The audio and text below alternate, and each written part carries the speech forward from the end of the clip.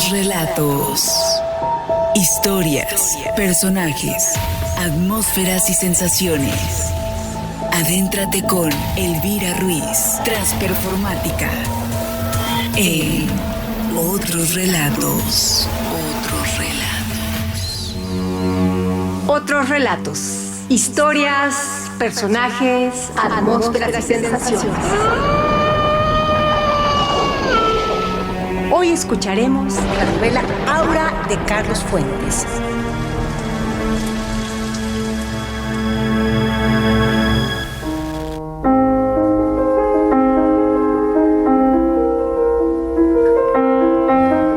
Tocas en vano con esa manija, esa cabeza de perro en cobre gastada sin relieves, semejante a la cabeza de un feto canino en los museos de ciencias naturales. Imaginas que el perro te sonríe y suelta su contacto helado. La puerta cede al empuje levísimo de tus dedos y antes de entrar miras por última vez sobre tu hombro. Frunce el ceño porque la larga fila detenida de camiones y autos gruñe, pita, suelta el humo insano de su prisa.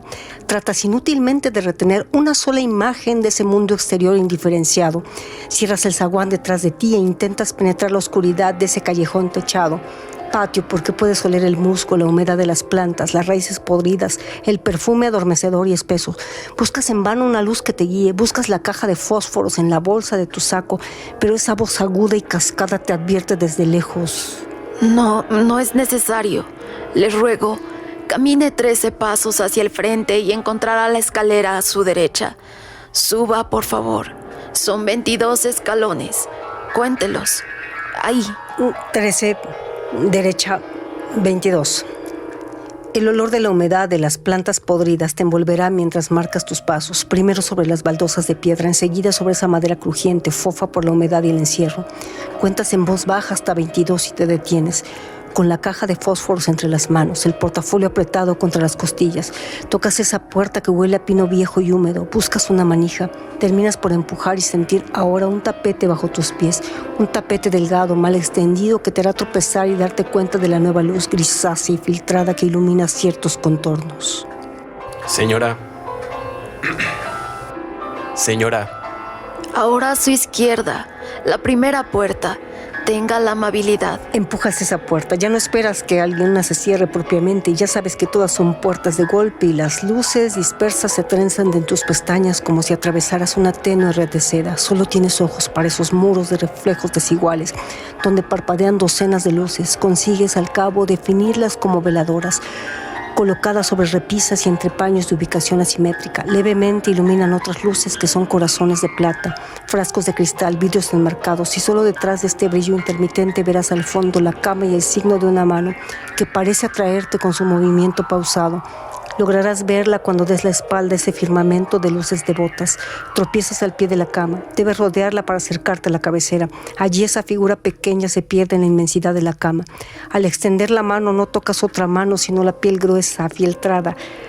Las orejas de ese objeto que roe con un silencio tenaz y te ofrece sus ojos rojos. Sonríes y acaricias al conejo que yace al lado de la mano, que por fin toca la tuya con unos dedos sin temperatura que se detienen largo tiempo sobre tu palma húmeda. La voltean y acercan tus dedos abiertos a la almohada de encajes que tojas para alejar tu mano de la otra. Felipe Montero. Leí su anuncio. Sí, ya sé. Perdón, no hay asiento. Estoy bien, no se preocupe. Por favor, póngase de perfil. No lo veo bien. Que le dé la luz. Así, claro. Leí su anuncio. Claro, lo leyó. Se siente calificado. ¿Dónde hizo sus estudios? En París, madame. Un placer. Te apartarás para que la luz combinada de la plata, la cera y el vidrio dibuje esa cofia de seda que debe recoger un pelo muy blanco y enmarcar un rostro casi infantil de tan viejo. Los apretados botones del cuello blanco que sube hasta las orejas ocultas por la cofia, las sábanas y los edredones velan todo el cuerpo con excepción de los brazos envueltos en un chal de estambre. Las manos pálidas que descansan sobre el vientre. Solo puedes fijarte en el rostro hasta que un movimiento del conejo te permite desviar la mirada y observar con disimulo esas migajas, esas costras de pan regadas sobre los edredones de seda roja, raídos y sin lustre. Voy al grano. No me quedan muchos años por delante y por ello he preferido violar la costumbre de toda una vida y colocar ese anuncio en el periódico. Sí, por eso estoy aquí. Entonces acepta. Bueno, desearía saber algo más. Naturalmente es usted curioso. Ella te sorprenderá observando la mesa de noche, los frascos de distinto color, los vasos, las cucharas de aluminio, los cartuchos alineados de píldoras y comprimidos, los demás vasos manchados de líquidos blancuzcos que están dispuestos en el suelo al alcance de la mano de la mujer recostada sobre esta cama baja. Entonces te darás cuenta de que es una cama apenas elevada sobre el ras del suelo cuando el conejo salta y se pierde en la oscuridad. Te ofrezco 4,000 pesos. Sí, eso dice el anuncio. Entonces ya salió. Sí, ya salió. Se trata de los papeles de mi marido, el general Llorente. Deben ser ordenados antes de que muera. Deben ser publicados. Lo he decidido hace poco. ¿Y el propio general no se encuentra capacitado para...? Murió hace 60 años, señor. Son sus memorias inconclusas. Deben ser completadas antes de que yo muera. Yo le informaré de todo. Usted aprenderá a redactar en el estilo de mi esposo. Le bastará ordenar y leer los papeles para sentirse fascinado por esa prosa, por esa transparencia, esa... Sí, comprendo. Saga, ¿dónde está? Y sí, Saga... ¿Quién? Mi compañía. ¿El conejo? Sí, volverá. Levantarás los ojos que habías mantenido bajos y ella ya habrá cerrado los labios, pero esa palabra... Sí, volverá. Vuelves a escucharla como si la anciana la estuviese pronunciando en ese momento. Permanecen inmóviles. Tú miras hacia atrás. Te ciega el brillo de la corona parpadeante de objetos religiosos. Cuando vuelves a mirar a la señora, sientes que sus ojos se han abierto desmesuradamente y que son claros, líquidos, inmensos, casi del color de la córnea amarillenta que los rodea, de manera que solo el punto negro de la pupila rompe esa claridad perdida. Minutos antes, en los pliegues gruesos de los párpados caídos, como para proteger esa mirada que ahora vuelve a retraerse, piensas en el fondo de su cueva seca. Entonces se quedará usted. Su cuarto está arriba. Allí sí entra la luz. Quizá, señora, sería mejor que no la importunara. Yo puedo seguir viviendo donde siempre y revisar los papeles en mi propia casa. Mis condiciones son que viva aquí. No queda mucho tiempo. No sé. Aura. La señora se moverá por primera vez desde que tú entraste a su recámara. Al extender otra vez su mano, tú sientes esa respiración agitada a tu lado y entre la mujer y tú se extiende otra mano que toca los dedos de la anciana. Miras a un lado y la muchacha está allí. Esa muchacha que no alcanzas a ver de cuerpo entero porque está tan cerca de ti y su aparición fue imprevista, sin ningún ruido. Ni siquiera los ruidos que no se escuchan, pero que son reales porque se recuerdan inmediatamente, porque a pesar de todo son más fuertes que el silencio que los acompañó. Le dije que regresaría. ¿Quién? Aura, mi compañera, mi sobrina. Buenas tardes. La joven inclinará la cabeza y la anciana al mismo tiempo que ella. Remendará el gesto. Te moverás unos pasos para que la luz de las veladoras no te ciegue. La muchacha mantiene los ojos cerrados, las manos cruzadas sobre un muslo. No te mira. Abre los ojos poco a poco como si temiera los fulgores de la recámara. Al fin, podrás ver esos ojos de mar que fluyen, se hacen espuma, vuelven a la cama verde. Vuelven a inflamarse como una ola. Tú los ves y te repites que no es cierto, que son unos hermosos ojos verdes idénticos a todos los hermosos ojos verdes que has conocido o podrás conocer. Sin embargo, no te engañas. Esos ojos fluyen, se transforman como si te ofrecieran un paisaje que solo tú puedes adivinar y desear. El Señor va a vivir con nosotras. Sí, voy a vivir con ustedes. La anciana sonreirá, incluso reirá con su timbre agudo y dirá que le agrada tu buena voluntad y que la joven te mostrará tu recámara. Mientras tú piensas en el sueldo de 4,000 pesos, el trabajo que puede ser agradable porque a ti te gustan estas tareas meticulosas de investigación que excluyen el esfuerzo físico, el traslado de un lugar a otro, los encuentros inevitables y molestos con otras personas. Piensas en todo esto al seguir los pasos de la joven. Te das cuenta de que no la sigues con la vista, sino con el oído. Sigues el susurro de la falda, el crujido de una tafeta y estás ansiando ya mirar nuevamente esos ojos. Asciendes detrás del ruido en medio de la oscuridad, sin acostumbrarte aún a las tinieblas. Recuerdas que deben ser cerca de las 6 de la tarde y te sorprende la inundación de la luz de tu recámara. Cuando la mano de Aura empuja la puerta, otra puerta sin cerradura, y enseguida se aparte de ella y te diga: aquí es su cuarto. Lo esperamos a cenar dentro de 1 hora. Y se alejará con ese ruido de tafeta sin que hayas podido ver otra vez su rostro. Empujas la puerta detrás de ti y al fin levantas los ojos hacia el tragaluz inmenso que hace las veces de techo. Sonríes al darte cuenta de que ha bastado la luz del crepúsculo para cegarte y contrastar con la penumbra del resto de la casa. Pruebas con alegría la blandura del colchón en la cama de metal dorado y recorres con la mirada el cuarto. El tapete de lana roja, los muros empapelados, oro y oliva, el sillón de terciopelo rojo, la vieja mesa de trabajo, nogal y cuero verde, la lámpara antigua de quinqué, luz opaca de tus noches de investigación, el estante clavado encima de la mesa al alcance de tu mano, con los tomos encuadernados. Caminas hacia la otra puerta y al empujarla descubres un baño pasado de moda, tina de 4 patas con florecillas pintadas sobre la porcelana, un aguamanil azul, un retrete incómodo. Te observas en el gran espejo ovalado del guardarropa, también de nogal. Te observas en el gran espejo ovalado del guardarropa, también de nogal, colocado en la sala de baño. Mueves tus cejas pobladas, tu boca larga y gruesa que llena de vaho el espejo. Cierras tus ojos negros y al abrirlos, el vaho habrá desaparecido. Dejas de contener la respiración y te pasas una mano por el pelo oscuro y lacio. Tocas con ella tu perfil recto, tus mejillas delgadas. Cuando el vaho opaque otra vez el rostro, estarás repitiendo ese nombre, Aura. Consultas el reloj después de fumar 2 cigarrillos recostado en la cama. De pie te pones el saco y te pasas el peine por el cabello. Empujas la puerta y tratas de recordar el camino que recorriste al subir. Quisieras dejar la puerta abierta para que la luz del quinqué te guíe. Es imposible, porque los resortes la cierran. Podrías entretenerte columpiando esa puerta. Podrías tomar el quinqué y descender con él. Renuncias porque ya sabes que esta casa siempre se encuentra a oscuras. Te obligarás a conocerla y reconocerla por el tacto. Avanzas con cautela como un ciego, con los brazos extendidos, rozando la pared, y es tu hombro lo que inadvertidamente aprieta el contacto de la luz eléctrica. Te detienes, guiñando en el centro iluminado de ese largo pasillo desnudo. Al fondo, el pasamanos y la escalera de caracol.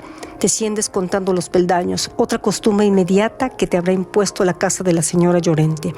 Bajas contando y das un paso atrás cuando encuentras los ojos rosados del conejo, que enseguida te da la espalda y sale saltando.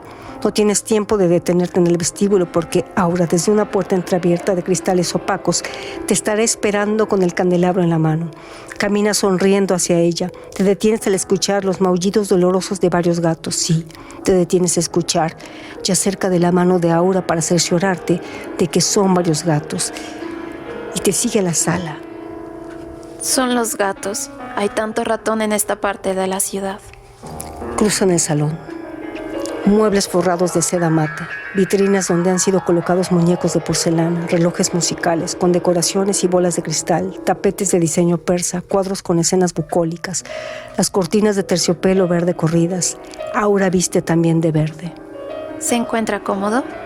Sí, pero necesito recoger mis cosas en la casa donde... No es necesario. El criado ya fue a buscarlas.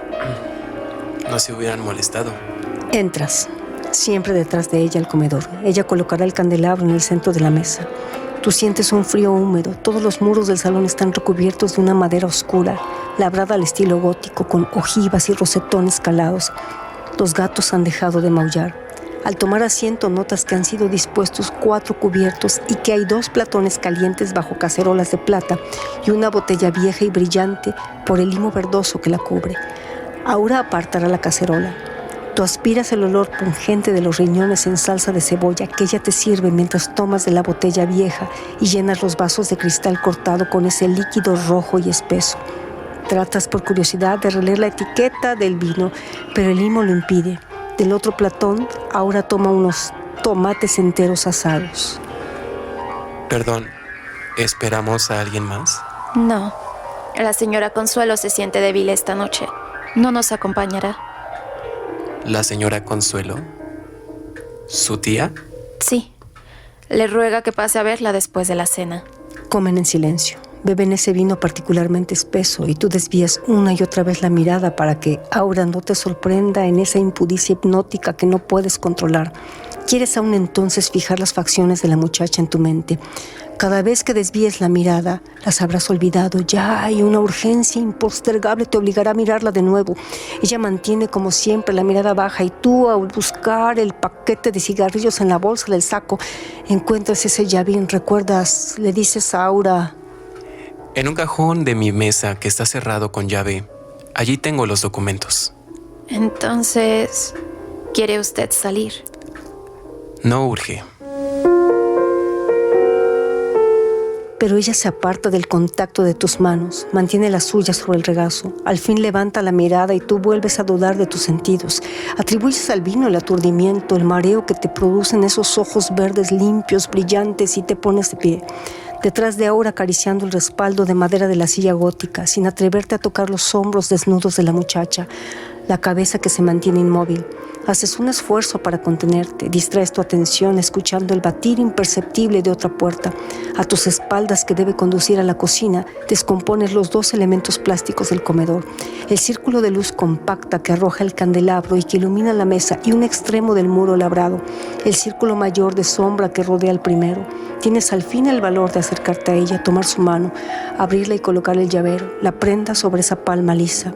Tú tomas el lugar de Aura, estiras las piernas, enciendes un cigarrillo, invadido por un placer que jamás has conocido, que sabías parte de ti, pero que solo ahora experimentas plenamente, liberándolo, arrojándolo fuera, porque sabes que esta vez encontrarás respuesta.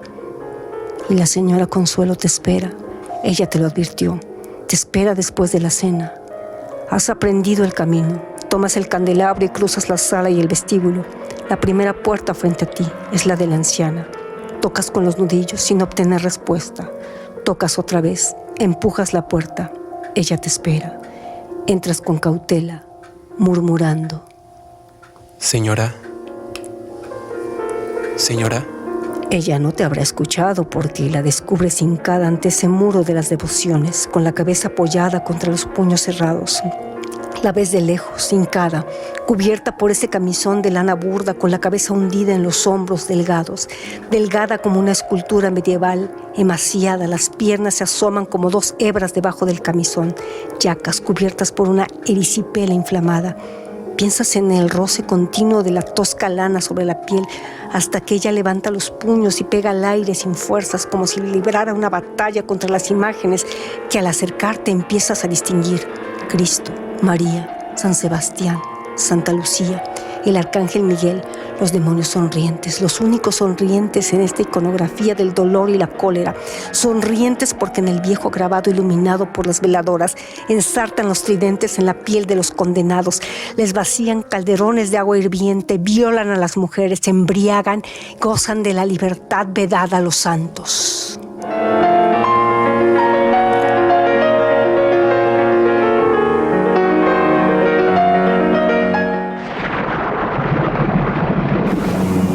Este ha sido un fragmento de la bella novela Aura de Carlos Fuentes para Otros Relatos. No te pierdas nuestras siguientes historias, personajes, atmósferas y sensaciones. Banco de voces: Felipe Jesús Baez. Narradora: Elvira Ruiz. Aura y señora Araceli Sousa. Guión y dirección: Elvira Ruiz Vivanco. Compártenos tu historia. Esto es Otros Relatos. Otros Relatos. Sigue acompañando a Elvira Ruiz en Otros Relatos. Otros Relatos.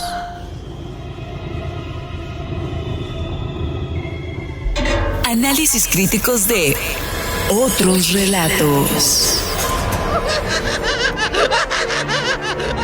Radio escuchas, quienes nos siguen a través de las ondas hertzianas y las redes sociales, cuéntenos su historia. Hoy escucharemos Análisis crítico de Aura por Elvira Ruiz Vivanco.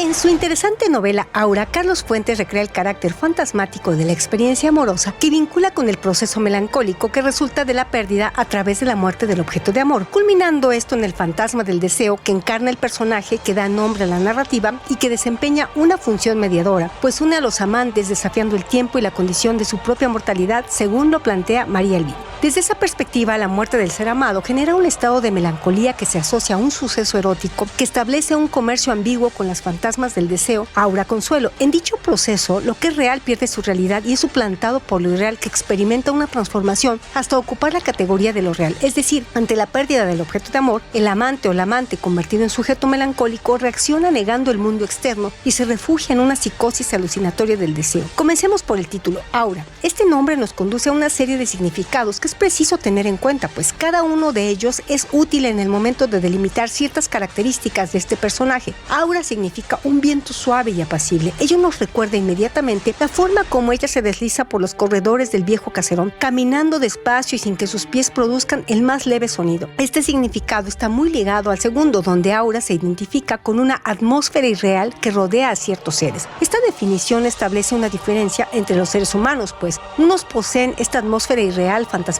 y otros no. Hay un grupo de elegidos que se encuentra por encima de los demás. A ese grupo pertenecería Aura, pues el ámbito impalpable e indefinible en que está envuelta a lo largo de toda la obra la convierte en un ser evanescente que aparece y desaparece sin dejar rastro. En un tercer significado, y quizá el más relevante, Aura es un ave rapaz diurna de América de cabeza desnuda y plumaje negro que tiene olor nauseabundo y se alimenta de animales muertos. Esta equivalencia, de acuerdo a Mario Mendoza, nos remonta al ensayo homenaje al autor que nos ocupa, La bruja de Carlos Fuentes, escrito por Gloria Durán en 1971, donde se evidencia de modo evolutivo la presencia de la bruja en la obra del mexicano. A saber, etimológicamente, el vocabulario bruja se liga a las aves de rapiña nocturnas, particularmente la lechuza. Desde su primer libro, donde en el cuento Tlactocatzine del Jardín de Flandes aparece una anciana bruja con sus facciones de halcón, sus mejillas hundidas, Fuentes establece analogías entre la bruja, el ave y la sabiduría. De hecho, la lechuza ha sido desde tiempo atrás el símbolo del conocimiento. Así también en Aura, Fuentes vuelve sobre el personaje de la hechicera, pero haciendo una gran diferencia al referirse el nombre a un pájaro exclusivamente de América. El libro se convierte en la actualización americana de la tradición occidental de las brujas. Tenemos entonces por lo menos 3 puntos importantes en esta última definición. En primer término, el hecho de ser un ave rapaz diurna, donde aparece como imagen central la luz, el conocimiento. En segunda instancia, la localización geográfica, América. Y por último, la relación directa con la muerte. De esta manera, el nombre Aura nos introduce en una realidad hechiceresca característica en las obras de Fuentes. A esto se suma el hecho de que la voz narrativa, que desde la primera página se presenta como una intriga, el uso de la segunda persona del singular, que unas veces existe en presente y otras en futuro, plantea el serio problema de quién es el sujeto que está detrás de esa voz. Si el tú es una persona pasiva que recibe la acción, evidentemente tiene que existir un yo que la genera. La opinión más generalizada en este caso es la que tiene a identificar el tú con el yo, explicando esa unión mediante saltos temporales en una misma identidad.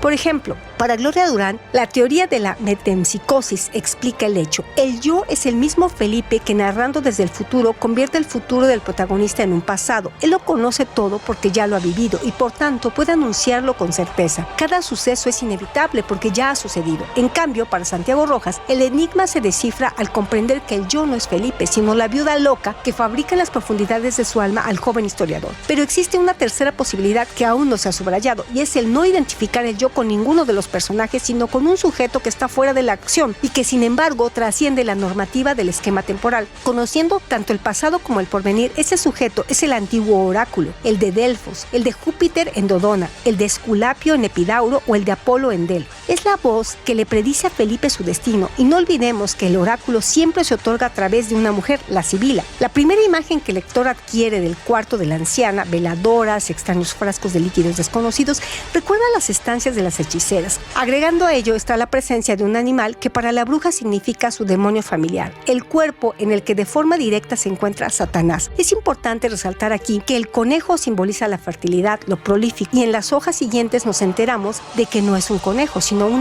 una coneja cuyo nombre es Saga, hechicera. Hasta el momento es muy curioso que no se haya subrayado la obvia relación entre la coneja y Aura. El animal se esconde en la oscuridad y unos instantes después de esa misma oscuridad surge Aura silenciosamente, e incluso cuando Felipe le preguntara a la anciana por la coneja, esta le responde refiriéndose a Aura. También la descripción de los ojos de la señora Consuelo recuerdan la descripción de los ojos de Aura. De esta manera se cierra el triángulo entre las tres presencias femeninas y finalmente recordemos cómo esta conexión interna que existe entre el animal y Aura lo explicará Fuentes en otra de sus novelas, Zona Sagrada. Fiel como puede serlo, no un espejo, sino esa procreación paralela, el íncubo, el familiar, el perro gordo o el conejo bien cebado. En el corto recorrido por el salón, siempre junto a Aura, Felipe nota que en la decoración de la casa sobresalen los cuadros de escenas bucólicas y el nítido color verde de las cortinas. A ello se suma un tercer aspecto. El color del ropaje de Aura siempre es verde. ¿Es que acaso Fuentes remontó a la simbología que tenía este color entre las hechiceras? El verde es el color de la naturaleza, de los campos sobre los cuales se realizaba el aquelarre, y en consecuencia llegó a ser el color que evocaba la presencia de Satanás. Por eso la hechicera en un principio siempre vestía de verde. Ahora se convierte en la antigua y solitaria bruja que se siente ella misma parte integral de la naturaleza, y la casa de la viuda de Llorente en una campiña nocturna por donde también pasará la luna.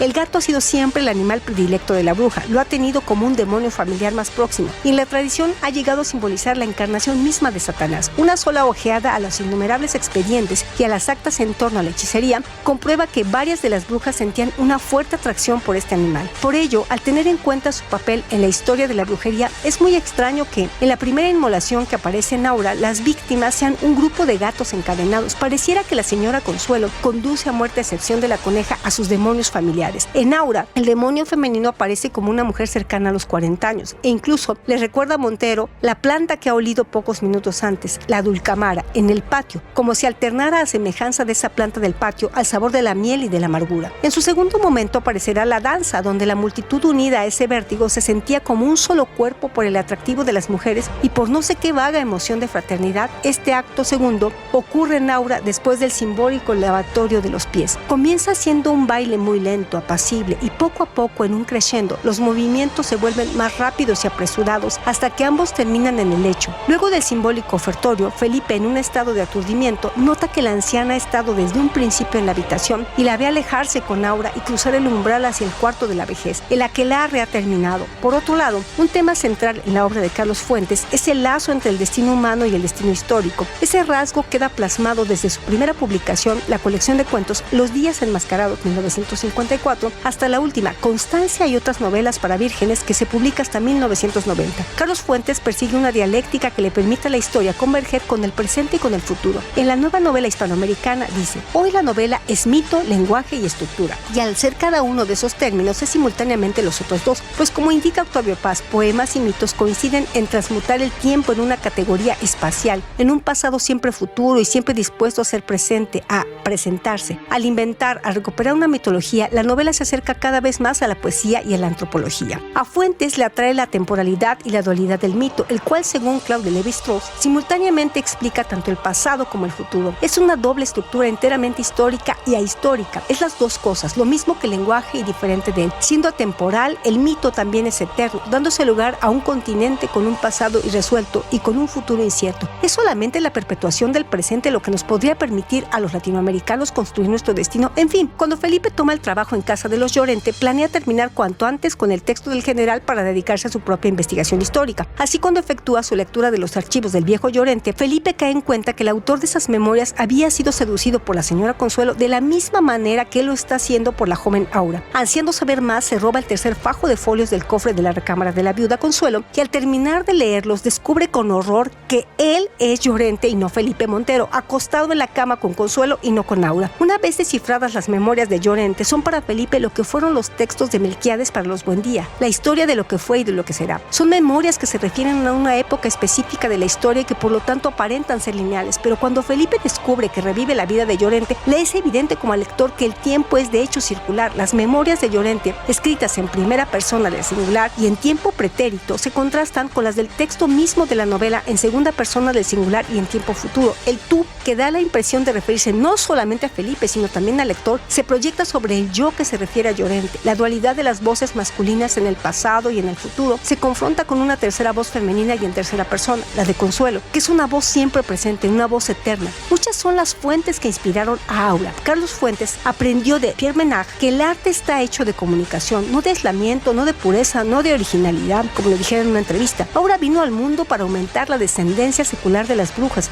Por lo menos cinco fueron las brujas que parieron conscientemente a Aura. La mutua dependencia entre el hombre y la mujer, como la de todos los opuestos, es un tema común de toda experiencia humana y es inevitablemente exorcizado en la mitología y en la literatura. En Aura hay dos fuentes principales que producen esta oposición, pero que sin embargo han permanecido relativamente inexplorados por los críticos: la magia y la historia. La primera se origina en La bruja de Jules Michelet, de la cual Carlos Fuentes toma el epígrafe. El hombre caza y lucha, la mujer intriga y sueña, es la madre de la fantasía de los dioses. Posee la segunda visión, las alas que le permiten volar hacia el infinito del deseo y de la imaginación. Los dioses son como los hombres, nacen y mueren sobre el pecho de una mujer. La segunda fuente está basada en los datos históricos del Segundo Imperio, a los que se alude a lo largo de la novela. Una declaración más explícita sobre esto se puede ver en la carta frecuentemente citada que Fuentes le escribió a Gloria Durán en diciembre de 1968. Pero si le doy totalmente franco, esa observación nació en mí cuando tenía 7 años y después de visitar el castillo de Chapultepec y ver el cuadro de la joven Carlota de Bélgica, encontré en el archivo de Casasola la fotografía de esa misma mujer, ahora vieja, muerta, recostada dentro de un féretro acoginado, tocada con una cofia de niña. La Carlota que murió loca en un castillo el mismo año que yo nací. Las dos Carlotas, Aura y Consuelo. Quizá Carlota nunca supo que envejecía. Hasta el fin le escribiría cartas de amor a Maximiliano. Correspondencia entre fantasmas. Es toda una parte de nuestra historia y de nuestra vida. La historia de lo que no puede morir porque jamás ha vivido. Aura no es solo producto de 2000 años de literatura, ni tampoco la hija de un punto particular de la historia. La creación de la narración Aura es análoga a la creación de la joven Aura producida por Consuelo. Aura es producto del deseo y como el deseo implica una transformación, hay que morir para poder renacer. Aura necesita también ser la negación de los textos sagrados, de la lógica moderna y del pensamiento científico, porque lucha por ser creativa, por poseer una segunda visión. Aura y Consuelo confrontan a Felipe y el autor de Aura, mediante la voz tú, se empeña en confrontar al lector a partir del primer párrafo. Lees ese anuncio. Una oferta de esa naturaleza no se hace todos los días. Lees y relees el anuncio, parece dirigido a ti, a nadie más. El tiempo es circular o más bien espiral, porque cada nueva reencarnación nos regresa a lo perdido, pero no volvemos a empezar desde el principio, sino desde la última muerte. Felipe es Llorente, pero con una variante. Ha vivido en otro México y en otro tiempo. Felipe tiene una visión retrospectiva de Llorente que éste no tuvo de sí mismo. Solo la repetición y la renovación pueden marcar el paso del tiempo. Felipe puede juzgar el paso del tiempo mediante la recreación de Aura en las diferentes etapas de la vida de Consuelo. La niña Aura que Llorente describe en sus memorias, Aura la mujer, la misma del retrato de 1876, y Aura en la última fotografía es Aura que inevitablemente exigirá una reencarnación. Y como la reencarnación necesita la muerte, por tanto la pérdida de la identidad, el abandono de uno mismo, el olvido, el día de su llegada, Felipe se reconoce en el espejo del baño, pero las fotografías que se encuentran junto a las memorias de Llorente le revelan que él es otro. El ciclo de nacimiento, juventud, vejez y reencarnación como tema fundamental en Aura es, al igual que en los mitos repetidos a nivel estructural de la novela, la oposición entre lo mágico y lo histórico, entre el dominio del hombre y el de la mujer, es también duplicada al nivel de los nombres propios de los personajes. Todos ellos provienen de la bruja. Consuelo, Saga y Aura son nombres asociados con el mundo mágico y con los poderes de las brujas que deben contrastarse con los de Llorente y Felipe. Los dos hombres que en Aura sucumben a los poderes de Consuelo. Consuelo y Carlota no solo tienen cercanía fonética, sino que mediante ellas Fuentes ha logrado reunir el arquetipo. La Consuelo de Michelet y el personaje histórico Carlota, emperatriz de México, de la misma manera que hace converger a los otros dos dobles, Llorente y Felipe, en una misma persona, como en el mito de la duplicidad contradictoria de personajes, aparenta reproducirse ad infinitum mediante la repetición de otras contradicciones a diferentes niveles: lo viejo contra lo joven, la vida contra la muerte, la decrepitud contra la belleza, lo consciente contra lo inconsciente, el pasado contra el presente, lo mítico contra lo histórico. Consuelo es Carlota en su lecho de muerte, la Carlota cuya fotografía encontró Fuentes en el archivo Casasola. Consuelo es también la Carlota estéril de la que se rumora que buscaba una cura de hierbas medicinales para la infertilidad. Aura es Carlota en su juventud, la ambiciosa joven emperatriz de México. Blasio, el joven mexicano secretario de Maximiliano, es también Felipe. Llorente es Maximiliano, que también murió 60 años antes que su esposa y escribió igualmente sus memorias. Y Felipe es Maximiliano, el emperador que se mantendrá en una juventud eterna porque murió a la edad de 35 años. La creación de Aura que logra Fuentes es análoga a la creación de Aura que logra Consuelo y la vuelve su sobrina y su eterna compañía. Esta tiene que lidiar con la magia y la brujería, y Fuentes con el lenguaje. El lenguaje es la única arma contra la sacralidad de los textos históricos, los cuales, por serlo, están fuera de la realidad. Mediante el lenguaje y la imaginación, Fuentes puede recrear el pasado y, al hacerlo, busca descubrir la verdadera identidad que se encuentra debajo de la máscara. Los polos opuestos, la historia y la ficción, la ciudad y la vieja casona ubicada en Don Donceles 815, lo exterior y lo interior presentan realidades igualmente aterradoras. La falsedad de la historia y de la lógica no causan menos horror que los efectos de la brujería, los sacrificios simbólicos, los estupefacientes y los narcóticos de las plantas de sombra que encuentra Felipe en el jardín,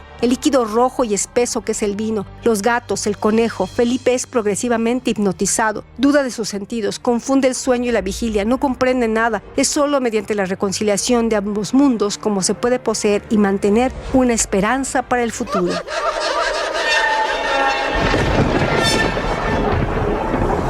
Interesante, ¿verdad? No te pierdas nuestros análisis críticos de otros relatos con Elvira Ruiz.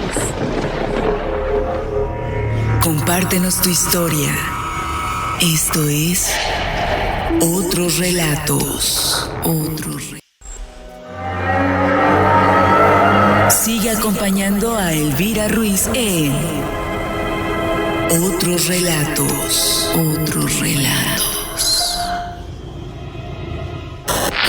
Datos curiosos. Además de otros relatos, te presentamos nuestra sección Datos Curiosos.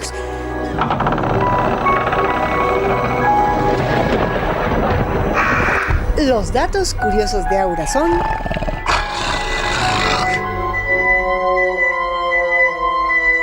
¿Sabías que Carlos Fuentes nació el 11 de noviembre de 1928 en Panamá y murió el 15 de mayo del 2012 en Ciudad de México?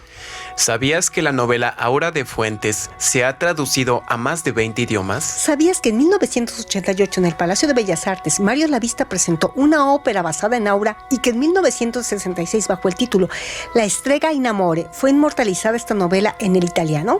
¿Sabías que el escritor que nos ocupa ganó una docena de prestigiosos premios y reconocimientos, entre los que destacan Premio Javier Villarrutia, 1975, Premio Internacional Alfonso Reyes, 1979, Premio Nacional de Artes y Literatura en Lingüística y Literatura, 1984, Premio Miguel de Cervantes, 1988 y Premio Princesa de Asturias de las Letras en el año de 1994? ¿Sabías que una profesora fue corrida de un colegio de monjas por pedirle a sus alumnas y alumnos que leyeran la novela Aura de Carlos Fuentes? El libro fue censurado debido al escándalo que armó el entonces secretario del Trabajo, debido a que su hija se encontraba en ese grupo estudiantil. No obstante, en la FIL de Guadalajara del 2008, Fuentes comentó que gracias a ese suceso criticado por Elenia Poniatowska y Carlos Monsiváis, se elevaron las ventas de dicho título a 20,000 ejemplares a la semana. ¿Sabías que en el texto de Fuentes el espacio exterior está representado por la ciudad y sus ruidos disonantes que insinúan la fragmentación que padece el individuo ante la vida acelerada de la urbe moderna, ya que el ser íntimo se percata de que afuera todo es desmedido y todo se desborda?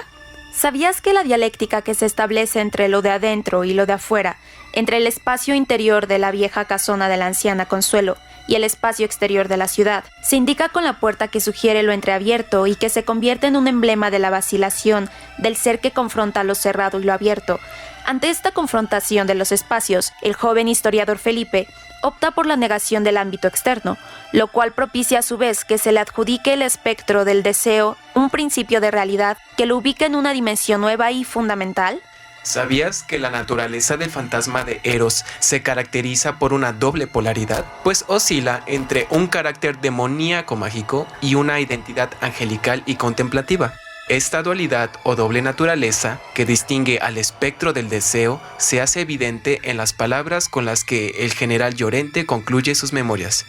Consuelo, también el demonio fue un ángel antes, mismas que se refieren a la dualidad del temperamento de su esposa, quien actúa como devota y hechicera al mismo tiempo. ¿Sabías que la aparición de Aura en la ventana de la casa desencadena la experiencia erótica que guía el relato de principio a fin y de ese modo se da la convergencia entre el fantasma y Eros en cuanto el deseo tiene como origen y objeto inmediato la figura fantasmagórica de la joven que contempla a Felipe desde la ventana, de la cual se retira alguien en cuanto tú la miras? ¿Sabías que esa breve escena que marca el encuentro inicial entre los amantes sugiere la imposibilidad de cruzarse con la mirada de ese alguien que aparece de repente y que da la impresión de ser algo en huida o fuga que sobrepasa la percepción visual que nos remite a la dimensión errante del fantasma, siguiendo la tradición que presenta las figuras de las almas de los muertos, vagando y persiguiendo a los vivos? ¿Sabías que al espectro se le adjudica el poder incomparable de ver sin ser visto? Pues solo es descubierto por Felipe en un breve instante y de ahí que entre sus cualidades se encuentre esa su furtiva visibilidad de lo invisible, ya que puede ser invisible, inaudible e intangible. Como se puede apreciar, el relato de amor que se narra comienza con la aparición de un espectro y prosigue con la inminencia de su regreso. Pues Consuelo le dice al historiador joven que aguarda el retorno de su sobrina y compañera, quien es descrita en términos fantasmáticos, dejando implícito que desempeña una función mediadora. ¿Sabías que la génesis del amor se describe en términos fantasmáticos y se destaca que este sentimiento nace de la mirada, es decir, de la fascinación a través de los ojos verdes de Aura, a los que se les adjudica un cierto poder de transformación y una fuerza seductora que atrae a quien los contempla? ¿Sabías que esa mirada del espectro que seduce a Felipe se convierte en un espíritu sutil que penetra a través de la visión y le brinda una imagen de la amada, cuyos contornos no se pueden precisar ni fijar en la memoria, pero desata el impulso erótico al estar implícita la pérdida de control hasta el punto de que el enamorado llega a creer que puede apropiarse de la imagen como si fuera una criatura real? ¿Sabías que Felipe anticipa la liberación de la sensualidad que lo aguarda y la plenitud del disfrute erótico? Pues reflexiona ante la influencia que ejercen sobre él los ojos de la joven, pues confiesa sentirse invadido por un placer que jamás has conocido, pero que solo ahora experimentas plenamente liberándolo. ¿Sabías que en el texto de Fuentes la resurrección de la carne y la salvación de la dupla Aura-Consuelo se cumple a través de la unión carnal de los amantes, gesto que anula la temporalidad cotidiana y desafía la muerte, pues se alcanza una renovación continua a partir de la experiencia amorosa? ¿Sabías que por un lado, la mirada del fantasma nos remite al secreto de su origen, es decir, a la identidad problemática del espectro, que es ella misma, la tía anciana, y la otra, su sobrina joven, y por otro, revela que en la mayor parte de los casos no podemos ver al espectro que nos observa, quien detenta el poder de ver sin ser visto o que, como ocurre con la aparición de Aura, el fantasma tienta a Felipe a seguir su mirada, esto es, parece decir que siga la mirada del espectro, pero de inmediato desaparece suscitando en el individuo un sentimiento de nostalgia que lo invade y que se asocia a la pérdida del objeto de amor. ¿Sabías que Felipe se percata de que la fuerza de atracción que emana la joven, esa pasión de seducción que permea sus movimientos, hace que él anhele seguir sus pasos? Pero al mismo tiempo, está consciente de que no la sigue con la vista, sino con el oído. Sigues el susurro de la falda, el crujido de una tafeta, y estás ansiando ya mirar nuevamente esos ojos. Sin embargo, ahora se aleja sin que él pueda contemplar su rostro una vez más. ¿Sabías que el misterio del rostro de la joven implica que la seducción adquiere la forma de un enigma, ya que el secreto no es revelado y de ahí es precisamente que deriva toda su fuerza, su poder de fascinación y de intercambio alusivo y ritual? ¿Sabías que el motivo del regreso del espectro es de suma importancia en la novela, pues se encuentra vinculado al fantasma de Aura y a la espera de su aparición? Por primera vez, el vocablo volverá se emplea en el texto para aludir a la ausencia de Saga, la coneja que es la compañía de la viuda, quien afirma en un diálogo con Felipe que el animal va a regresar. Y de inmediato, el narrador destaca la revelancia del concepto del retorno que vincula al acto de conjurar, es decir, de hacer aparecer cuando declara, pero esa palabra volverá. Vuelves a escucharla como si la anciana la estuviese pronunciando en ese momento.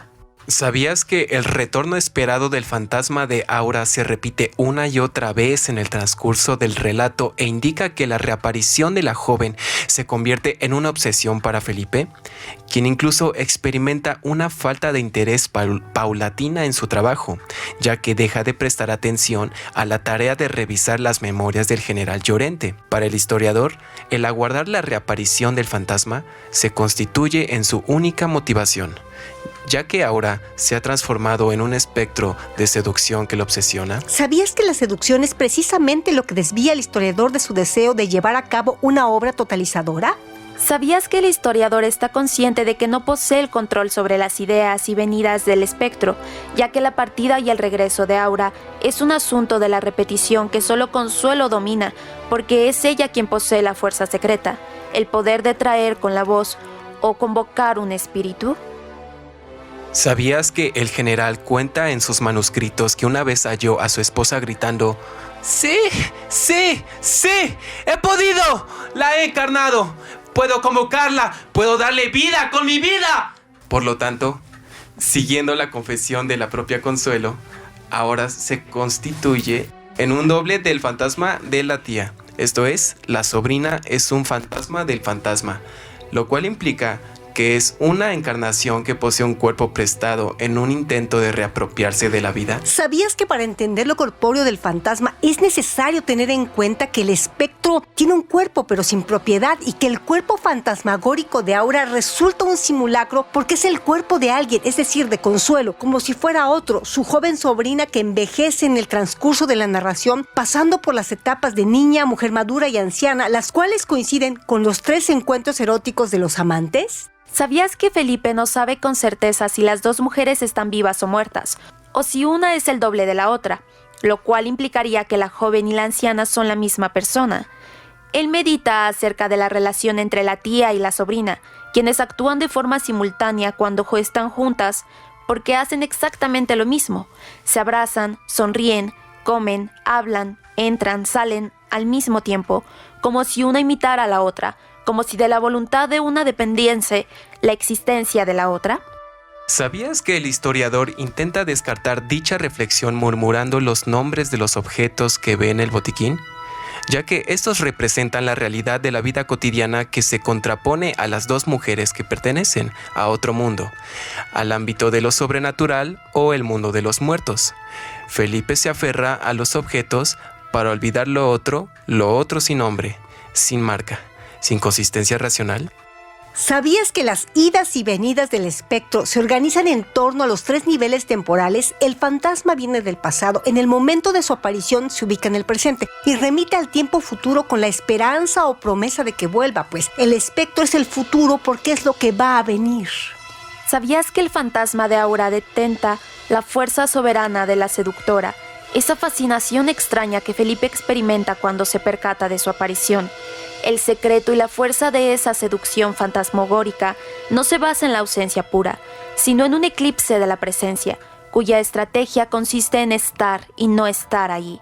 En otras palabras, el secreto del poder de seducción reside en la estética de la desaparición a la intermitencia de la presencia, no estar allí donde se la cree, donde se la desea. ¿Sabías que el juego de la seductora consiste en decepcionar al otro al mismo tiempo que exalta el deseo de Felipe por medio de su aparición que va siempre acompañada de la inminencia de su desaparición? Esa característica del juego de la seductora, el aparecer y desaparecer, también se relaciona con el poder que le brinda al estar como inasequible. ¿Sabías que al respecto de la novela Aura, Carlos Fuentes comenta que quiso hacer explícita esta cadena genésica del mito, la situación de 2 mujeres, una joven y otra anciana, en relación con un joven extranjero, proviene próximamente de un árbol genealógico de la narrativa europea del siglo pasado? Miss Bordeaux, Tina y el narrador de los papeles de Aspern de James, Miss Havisham, Stella y Pip en Las grandes esperanzas de Dickens, y la condesa, la joven Lisbeta y hermana en Picova, dama de Pushkin. En Pushkin, Dickens y James, el hombre atrae a la mujer en contra de la anciana.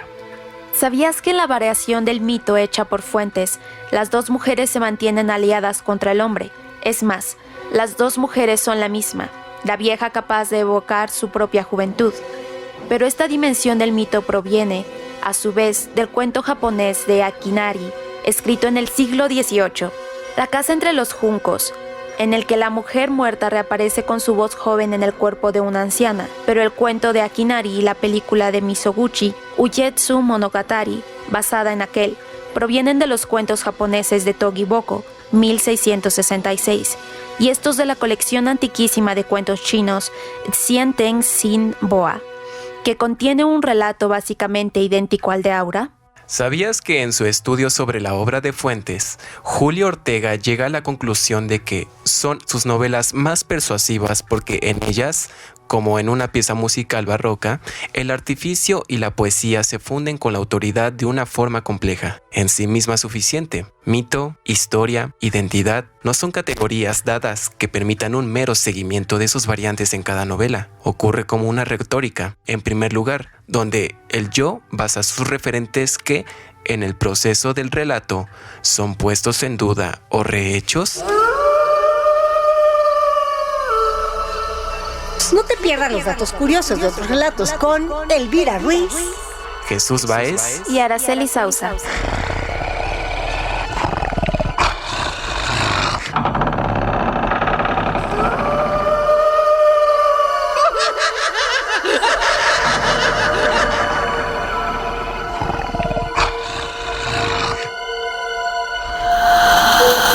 Hasta aquí llegamos en Otros Relatos. Historias, personajes, atmósferas y sensaciones. Otros Relatos.